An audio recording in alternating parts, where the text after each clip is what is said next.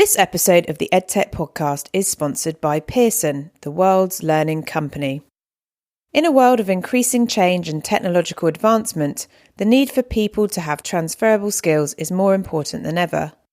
Aligned to the future of skills and employability, Pearson BTEC prepares learners for the future world of work by providing them the knowledge, technical and transferable skills they need to be successful in their careers and in their lives.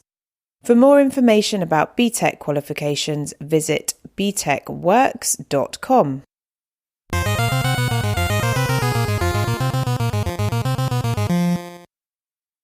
The What Matters in Edtech series is produced by the Edtech podcast and supported by Bett.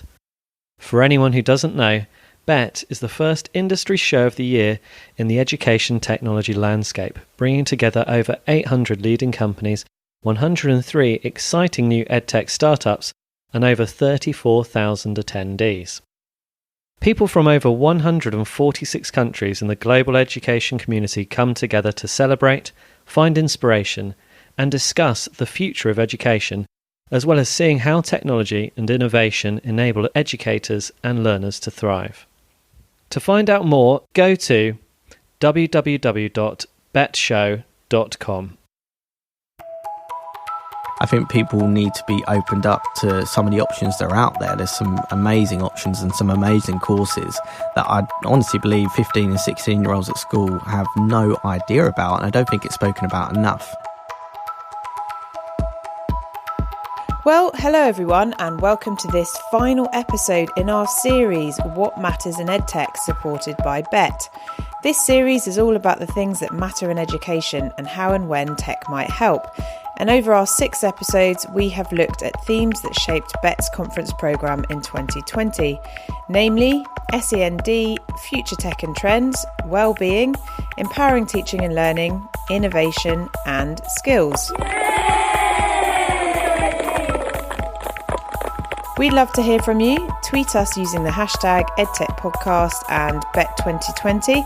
And thank you to Pearson for sponsoring this episode. So, Bett 2020 is over. What a whirlwind. My highlights, as always, were meeting with like-minded people and past guests from the podcast. Passionate after-dark conversations covered the importance of fostering creativity in our young people, plus why we should aim to include so-called struggling schools in our innovation test beds to really check the promise of EdTech. I really enjoyed the to and fro candid conversations at the GEC Collective Tech in Action meetup and encourage everyone to go and check out their work. A memorable exchange for me was when I travelled across London to get to Bett and bumped into past podcast guest Dominic Norrish, now the COO of United Learning. "What's that?" he said whilst he peeled off a child's sticker from my chin, which had made the entire journey with me.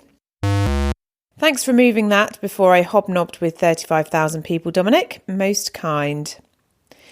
Lots of people felt like this was the best bet in a long time, with a revised and more user-friendly layout and well thought through and popular content stages. And whilst this series is coming to an end, I'm in chats with Bett in the next month, so let's see if we can bring more collaboration to the table. If you've got good ideas on what you'd like to hear more of, do ping them over. Anyway, on to this week's episode. We finished the series looking at skills with a live recording which took place at Bett with a panel of guests who are supporting all manner of entry points into skills development, both across schools, universities, global competitions and qualifications. Also, remember Ian Hurd, who's done a couple of guest interviews across the further ed community? Turns out he used to teach BTEC radio production, and he did us a massive turn by getting in touch with a past student who knew vocational learning was for him. You'll hear how this turned out, what conversations with his dad that student had on the way, and what his messages are for anyone else thinking about developing the skills they need.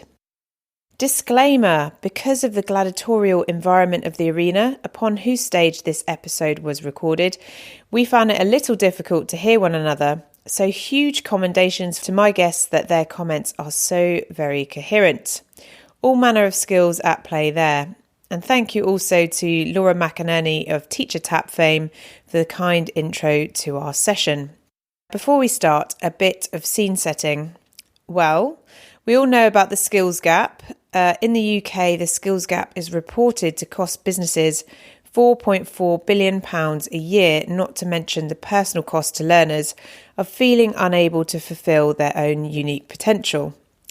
Just last week, a BBC article highlighted a report by the charity Education and Employers, which surveys 7,000 teenagers and found that 5 times as many 17 to 18-year-olds want to work in art, entertainment and sport as there are jobs available. Whilst the Times Higher Education ran an article entitled "Will US Universities be Made Redundant by the Employability Agenda?", pointing to the college graduates who are not job ready and increasing numbers of companies who are taking the training of their own workers in-house as a result. So in short, there is a massive disjunct between education and skills requirements, employer and student and provider wants and needs. On our own podcast, we've watched with interest as the Salisbury Review and then the Augar Review has challenged existing notions of value and opportunity for learners, whilst the volume around vocational issues from government has turned up, with headlines like Gavin Williamson pledges £120 million expansion of technology institutes in a bid to beat Germany on vocational, or Sajid Javid pledges £400 million further education funding. With my guest today, we take a top-level view of the skills agenda, both in the UK and internationally, before drilling into some of the vocational learning experiences which are attempting to take on the skills gap. In discussion are Cindy Rampersad, Senior Vice President for BTEC and Apprenticeships at Pearson UK, Ben Blackledge, Deputy Chief Executive Officer at World Skills UK, Sarah Taunton, Acting Head of Pathways and Enrichment at ARC, and Helen Hall, UK Recruitment and Partnerships Director for Oxford Brookes University, and also a University Alliance representative. So enjoy this episode, and as we wrap this series, do send in your highlights, which I'd love to share out. Don't forget, we've got 2 other series running and plenty in the pipeline, so I hope whether you're washing up, cooking dinner or listening in the car, we can still join you. Okay, here we go.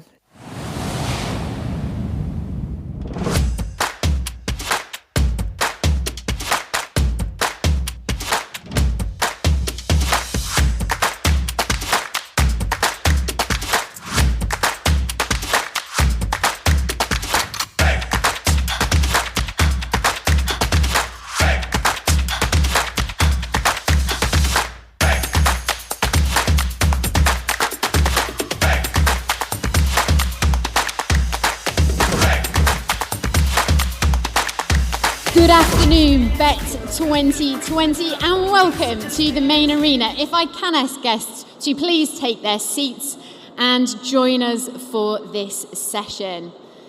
This is a technology show, therefore we are always bringing you new innovations in the technology space, and today's session is no different.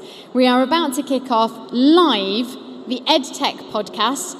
It will be hosted by Sophie Bailey, who many of you will know is the founder and host of the Edtech podcast, but for your viewing pleasure today, it will be live.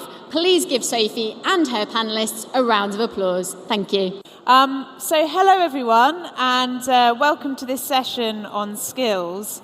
And first of all, just thank you very much for coming along. Have we got any people who are from outside of London today? Whereabouts are you from? Denmark?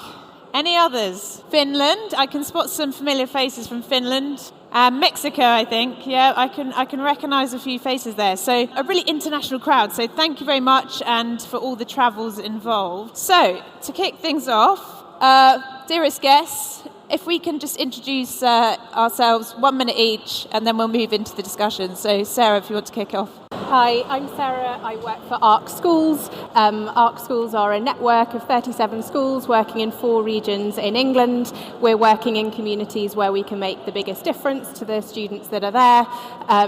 We have a passionate belief that students should be able to go on to a university or career of their choice, regardless of their background, but we recognise that that might be slightly more challenging for students from disadvantaged backgrounds. So I'm very lucky to work in a team team that bridges that gap, and we run a series of projects and programs to make sure that our students can select and secure and be successful in their post-school pathways, whatever they might be. Fantastic. And Helen? Hi, I'm Helen Hall. I'm UK Recruitment Director at Oxford Brookes University. So my role covers university admissions, student recruitment, widening participation, so how do we ensure that we are providing fair access to our university. And I also look after apprenticeships and our partnerships with FE colleges. So quite a wide range and exchanging with the other panellists, I think, in terms of crossover. Oxford Brookes is a University Alliance university, and University Alliance is the voice of large and medium-sized institutions that are particularly focused on broad-based, interdisciplinary curriculum around providing the work-based skills that our employers need. So looking forward to the discussion. Great, thank you very much. Ben? So I'm Ben Blackledge. I'm the Deputy CEO at World Skills UK. World Skills is a member organisation of 80 different countries. And every 2 years we host what is basically the Skills Olympics. So it's a huge celebration of vocational skills. Everything from bricklaying to CNC milling to hair and beauty and everything in between. And in the UK, as World Skills UK, our kind of mission is around how do we celebrate and develop excellence in the UK skills system. We know that this system can be used to benchmark the UK competitiveness and the talent we have in the UK.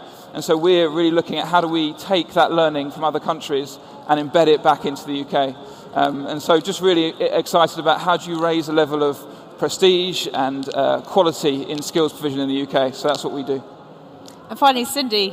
Okay, good afternoon, everybody. My name is Cindy Rampersword, and I work for Pearson. Pearson operates in over 70 countries around the world, supporting access to education from early years all the way through to lifelong learning. At the heart of our mission, it is about people being able to access learning and really make progress in their lives, whatever stage they're at. At Pearson, I lead our division responsible for technical and vocational education, so BTECs and apprenticeships, and I think there's a real relevance in the topic of the conversation today in that in a changing world, how does education evolve and access to education evolve, and the really important role of tech in really supporting that and supporting progress and the definition of progress. So really excited to be here and part of this discussion. Fantastic. Well, thank you. Well, we've been backstage and we've been talking about this pretty much non-stop for the past hour.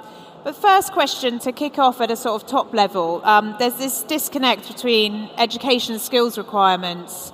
And my question to the panel is, broadly speaking, why is this? And then how is the UK faring in this space versus perhaps some of the rest of the world? So, Ben, perhaps we could kick off with you because I know you've done some work on scoping the UK versus some other countries in vocational learning. Yeah, I think firstly to say is the difference between what's being provided and what's being needed is obviously there's so many reasons in terms of why that happens.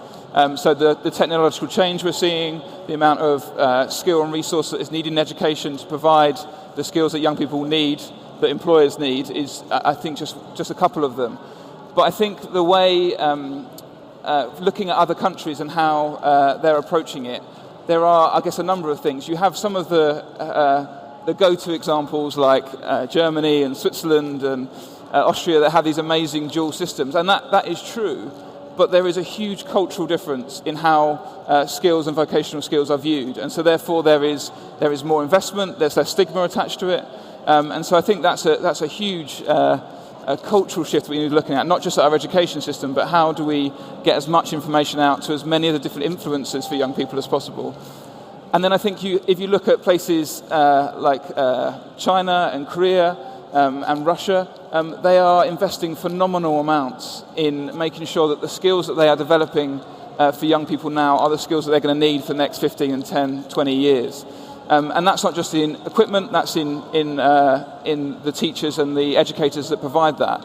And I can speak a bit more about some of the work we've done that in a bit, but I don't want to hog the whole question. Thank you. And Cindy, you and I were sort of talking about, my question to you yesterday was whether the particular aspects of class in England and the UK, whether that was something to do with, how it plays out here in the UK. Yeah, I mean, I think the big challenge, actually not just for the UK, but around the globe, is the perception that the gold standard in education is academic, and the perception that actually progression and success and outcomes is measured very much by traditional routes. And actually, one of the things that we're seeing and we're hearing from parents, from employers, from young people themselves is actually what they want is something slightly different. So if you look at Gen Z, and we were talking earlier about, it's about lifestyles, it's about multiple careers, it's about dipping in, dipping out, it's about values and all of those sorts of things. I think actually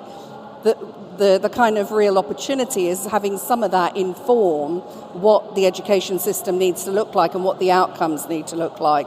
Yeah, we were talking earlier about, you having more people either work in distributed teams or work in a flexible way. And quite often when we talk about skills, we're talking about what formal employer needs, but actually there's a whole other section of society, whether you're a YouTuber or self-employed, it's quite different. Before I come to Sarah and Helen on some of the conversations happening on the ground, we have a clip. This clip is of a former BTEC student called Luke Bedford, and he was a student in radio production, and he's going to talk to you a little bit about what he does now, but it gives you a sense of perhaps some of those initial perceptions and the struggles before perhaps some of these students are really flying and flourishing. So if the lovely AV team, Edtech, if you have the clip and you could play it, that would be great.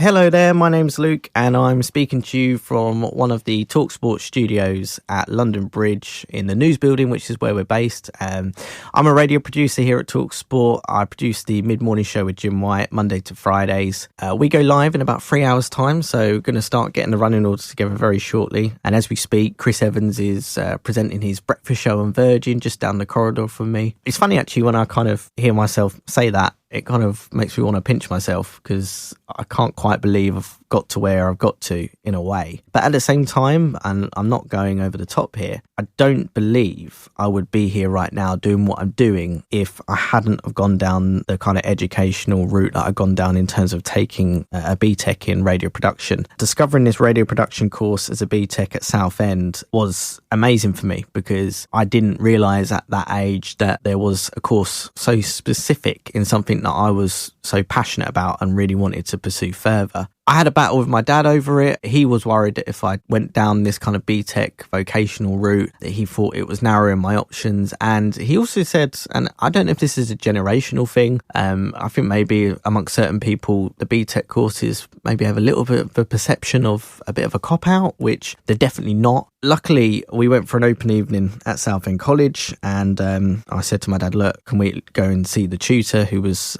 Ian Hurd, who was leading the course. My dad put his kind of concerns to Ian about the course and about, where it would take me. And within probably, I would say, about 2 minutes of conversation with Ian, honestly, my dad was utterly convinced, which was just absolutely brilliant for me. I was delighted. And I ended up enrolling that year in September. I didn't know it at that time, but I was starting my journey into radio production and working here as a career. I think people need to be opened up to some of the options that are out there. There's some amazing options and some amazing courses that I honestly believe 15 and 16-year-olds at school have no idea about, and I don't think it's spoken about enough. For me, I learned some really key skills in my BTEC course in radio production. I thought there was a really good split of practical elements and theory. The theory actually laid a really good foundation for me in terms of going on to uni and going into radio production there, because it didn't leave me starting from a blank slate, which I think some of the other students at uni did. When I was starting to write my essays, I kind of felt like I had some groundwork there in place in terms of I already knew how to kind of structure an essay and how to write things in kind of a correct way. One thing I noticed actually when I went for my interview at uni, they were really surprised in a way that we had a radio production course at BTEC level. I think essentially it made me stand out a little bit, and it kind of proved to them that actually, I'm very serious about this subject and the route and the career that I want to go down, I went to my TalkSport interview, and one of the things my now boss said to me at the time when he looked at my CV was that he could see there was a clear progression and career path. I'd recommend to anyone out there that A-levels isn't the be-all and end-all. Sometimes you need to go with your gut on things, and if you feel strongly and passionate about something, then you shouldn't be put off by perceptions of BTEC and vocational routes, because they build you as a character, they build you with really key foundation skills that you need. They've got a great mix of practical and theory, which, you know, sets you up brilliantly if you want to go into uni, and also if you want to go on into your career. Anyway, I better go and get on with my running order for the show, but I can honestly say that every day I get up, I've got a real buzz going into work, and I'm so glad that night at the open evening at Southend College that Ian managed to persuade my dad that the BTEC vocational route, going into radio production at Southend College, was the route to go, because I honestly don't think I'd be here today doing this. That's probably enough to give you a sense, and just for if anyone's struggling up here on the panel, essentially what happened was, wanted to go into radio production, knew straight away that's what he wanted to do. His dad was concerned about whether a BTEC in radio production would have value, went and spoke to the course leader, and within 2 minutes the father was then convinced it was the best thing and the best thing for his son. So for both of you, both at a university and in the school system, what are the kind of conversations you're having on the ground about vocational learning options, and perhaps some of the objections and how you overcome them? So if anyone's in the audience here, they can take your nuggets of wisdom with them. Certainly. One of the main challenges we come across when we're talking to students who want to embark into vocational learning is that parity of esteem, which the student on the AV was talking about. So we are very clear with our parents and with our students that as long as you are choosing an option in a growth sector, whatever that might be, because there are plenty of growth sectors, that certainly the choices are not limited. And it's one of the beauty of the BTEC courses that they lead to so many different career-related routes. It's an exciting space to work in. Yeah, I think from a university perspective, this is really important because it ties in back to your first question, I think, Sophie, because obviously the provision is really driven by learner demand. So we're thinking about what our learners want to study, and it's really important to us that we can work with schools, colleges and other providers to make sure that students are aware of that full range of routes going through. I think one piece that really struck with me around apprenticeships, is that when parents understand the progression routes all the way through, the vast majority of parents felt that this was a really positive option in terms of progression into careers, but that the extent to which parents knew about them really varied. So for parents, particularly from lower socioeconomic backgrounds, was very little understanding. So a huge piece of the work that we do with schools and colleges, with young people and with parents as well, is trying to clarify that qualification framework. That's not the language we would use with our students and parents, but really start to be really clear about what our entry requirements and how that translates across a whole range of different qualifications. But the current picture around vocational technical education makes that quite challenging, and we welcome things like the T-level, but I think there's a collective effort from the sector to make sure that young people are advised in terms of making a choice and what the options are after that. Absolutely, and I definitely agree with that. It's about a recognition that we might have the same destination in mind, but there are different ways of getting there, and no longer are we working in an education system where there is only one traditional academic way of getting into a career of your choice. One of the things I would add on that, though, is that there's a really important point about changing the perception that the different routes and the different choices are not valued the same way, and actually they add value for learners whatever the start point. So I think the really important thing is not saying that actually students are taking a BTEC or taking a vocational route because they're less able. Actually, invariably they're as able, but it's this whole thing around it. The really interesting thing about education is that human beings are not homogenous, and actually it's about different routes, different pathways for different people to get them where they need to get to, and celebrating that. Yeah, and I think a big thing for us, so we take some young people out of the further education system and we have to train them up to be able to compete internationally. And so we do a lot of that in technical, so you're talking about things that I know nothing about, like mechatronics and cybersecurity. But as important is creating in them that ability to have resilience, to deal with problems. Yeah. And almost, if they were here, they're so impressive in terms of the transformational effect that being hands-on, that learning those things. I don't mean hands-on just using your hands, but trying what they're doing. And that relationship between theory and practice and having both of them, I think is a far healthier framing than academic and vocational. I love what you said, Cindy, about, we're humans, we don't tend to just go, right, we're going to do this and then we're going to do this, and life's much more messy than that, and it does involve trial and error and going down different routes. And it got me thinking, so we've got this review of vocational learning at the moment happening in the UK. We've had an episode on the podcast before about the review of vocational learning in New Zealand, and it seems like similar things happening here. And I wanted to ask what the panel thought. So we've got this introduction to T-levels, and it's almost like whether the skills conversation is going back towards, you go down the academic route or you go down the vocational route. And then I've got this quote here, or this statistic. So when considering the value of qualifications, nearly 3/4 of respondents to the 2018 Confederation of British Industry Skills Survey, very snappy title, said that they prefer a mixture of academic and technical qualifications, or that they view all qualifications equally. So there's this notion that actually it's the hybrid, it's the mix that has value. So from your work, which perspective you're coming from, how do we keep this mix, and how do we make sure that vocational learning remains broad and transferable and not too job specific, I suppose? Yeah. Anyone have any passionate response? I mean, I'd like to jump in on this one, because I think actually the really important thing is around the design of the learning, and actually making sure that the design of the learning is allowing access. And I think T-levels are fantastic, and they're going to meet a group and a need. But actually anything that is too narrow or too technical is going to be also alienating a group of learners. So I think what's important is having something that allows access, is flexible, and actually is applied to kind of industries or sectors or the world that young kids are going to be living in and operating in, not just work but life.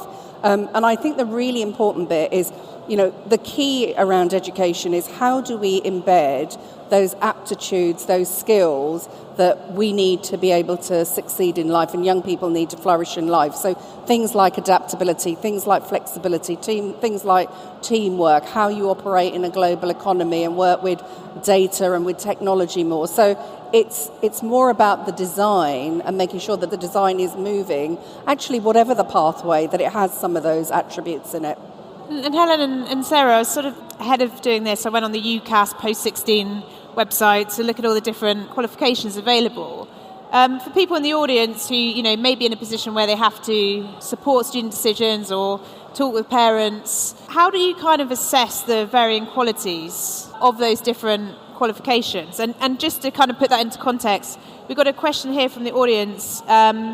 How do employment statistics compare for vocational courses versus traditional academic ones? I'm not sure I'm going to pull out some stats out the bag in terms of answering the question. I think on the broader point, what we know as a university is we know that year on year there is a steady trend that there is an increase in applications to universities from people who hold a combination of qualifications. So I think that kind of binary divide between vocational academic is not showing itself in learner choice, certainly at age 16. It will be interesting to see what happens to that trend when we have T-levels. In terms of navigating, I guess I've referred to that already, and I think that is one of the challenges in understanding the quality of them. I think there is a responsibility on universities to be really clear and transparent around equivalencies, and that's something that we're working on to make sure that we are looking for potential in the widest range of students, and that will present itself in a number of different qualification types. And I think it's also about having advice available for individuals to think about not just what a student wants to learn, but how they want to learn. And I guess that goes back to Cindy's point, is that a vocational qualification can give you a very focused qualification portfolio where you're really honing in on a subject that's of interest, but it can also open a wide variety of assessment practices which might play to your strengths and really enable you to show your potential. So I think it is very much about thinking around what's the route that's going to enable the student to pursue their interests and also to achieve their potential in the best way. And the challenge then for universities is to think about how do we enable those students to succeed once they join us, and to be clear about how do we assess, how do we support students to succeed across a range of assessment types. Picking up on the question that's come in from the audience, again, I don't have any stats necessarily about the employment statistics, but in terms of students in our network who have followed a vocational route or a traditional route, there is very, very little difference. There's literally a 2 percentage point difference between the quality of the destinations that students on that traditional A-level route or the vocational BTEC route go on to. So we're very proud at ARC at the number of students that go on to Russell Group, top 30 universities, top 100 apprenticeship providers. And going back to what I was saying before, similar destinations in mind, just different ways of getting there that better suit the needs of those students and their preferred style of learning. In terms of assessing the quality of different qualifications that are out there, or through each of the programs we work with, we're very clear with our young people about how they can assess and empower them to assess the quality of different routes that are out there, whether that's looking at entry requirements, whether it's looking at future employment opportunities past their apprenticeship or their degree programme. Okay, thank you.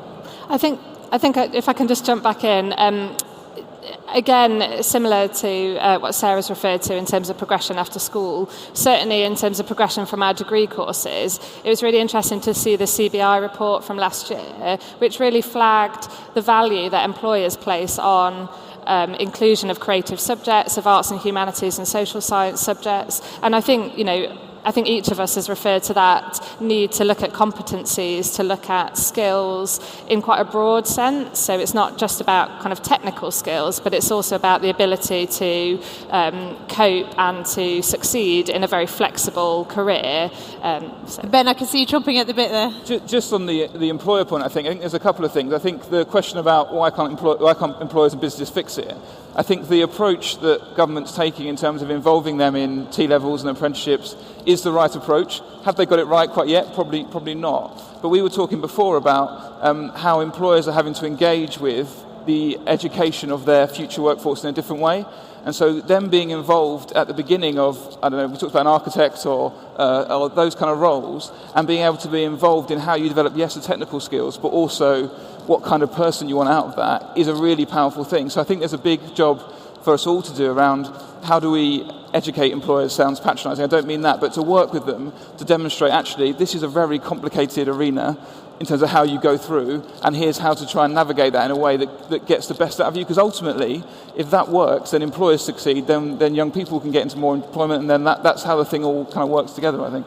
I mean, I think it's an interesting discussion because obviously employers have got a big vested interest in this whole discussion because it's the talent of the future.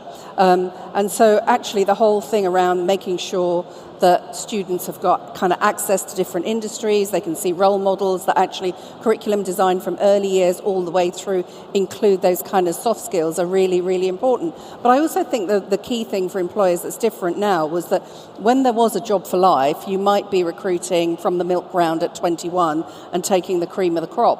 What we're kind of seeing, we talked about Gen Z, actually people will be dipping in, dipping out, some will be entrepreneurs, and so actually employers are going to have to work much harder, not just at recruiting the talent pipeline at the beginning, but actually all the way through their workforce and that whole thing around lifelong learning and recruiting throughout for your businesses. So I think it's a slightly different dynamic, and their engagement all the way through is now crucial. And how they set up business to work with young people as well. You've got to work differently with young people, I think. So very, very quickly, because then I'm going to ask for your one takeaways for all the audience to end with. The £4 billion problem for businesses, why can't they solve it?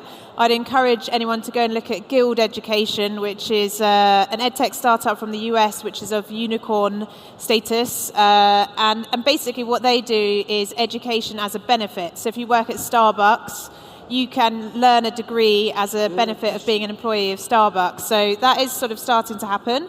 And then the other point that Laura McInerney, who's over there, makes often is that we have this statistic of graduate earnings, but actually, as your report with Nesta showed, that caring as a sector is going to be a booming and growth area and is valuable to society as much as a kind of high earning job. So kind of our notion around that. I'm going to slightly run over by possibly 1 minute and ask everyone to give one really great resource in the area of skills that our lovely audience can go away with today. So from me, it would be, if you haven't read it already, The Missing Piece by Tom Ravencroft. And that's all about how we can, as educators, make sure that the essential skills that are absolutely critical to the conversation that we've been talking about are an embedded part of curriculum in our schools. So for me, it's a really practical resource, Career Pilot, which we use quite widely with our schools and colleges, and it allows learners to go in, to undertake a skills audit, to put in place an action plan as to how they're going to develop those skills and then map them into different career and job areas.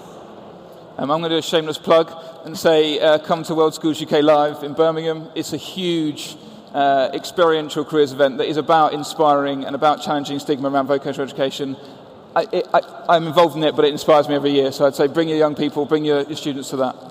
Fantastic, thank you. And I would say it's about designing and refining our education system to have multiple pathways for young people and adults, and it's about continually creating access and helping people make progress in their lives, which is not just about jobs, but it's also about their lives.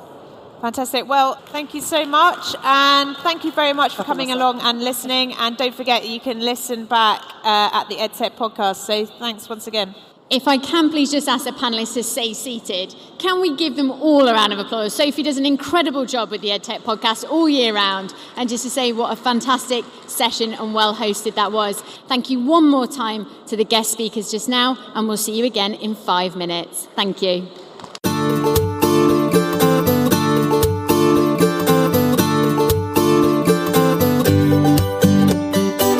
That's all for this week. Thanks so much for listening in, and huge thank you to all of my guests, Bett for supporting this series and to Pearson for sponsoring this episode. Don't forget, if you'd like to continue the conversation online, use the hashtag EdTechPodcast and Bett2020, or go to the Twitter accounts at PodcastEdTech or at BettShow on all the social medias. Or for all the show notes, including resource and reading recommendations, it's theedtechpodcast.com. Thanks for joining us, folks. Have a great week. Bye-bye.